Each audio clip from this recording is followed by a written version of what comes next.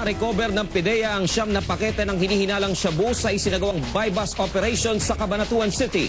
3 sospek arestado. Arestado ang 3 hinihinalang pusher ng shabu sa magkahiwalay na operasyon sa bayan ng Talavera at Barangay Mabini Extension, Cabanatuan City, Nueva Ecija. Ang mga suspect na kinilalang sina Pascualito Valentino, Myla Constantino at Marilyn Domingo ay dinakip matapos mahulihan ng shabu sa isinagawang buy-bust operation ng Philippine Drug Enforcement Agency o PIDEA. Marami na rin po kaming mga natatanggap na information tungkol po dito sa tao na to na talagang siya ay talamak na nagbebenta po ng pinagbabawal na gamot. Dakong alas 12 ng gabi ng masakote ng PIDEA Palito alias Lito sa Talavera, Nueva Ecija.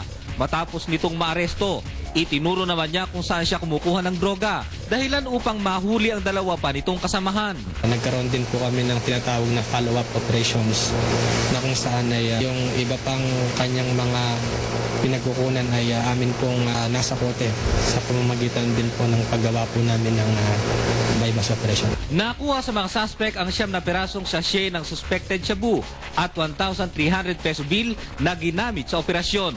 Sa ngayon, ang mga suspect ay naharap sa kasong paglabag sa RA 9165 o Comprehensive Act of Dangerous Drug of 2002.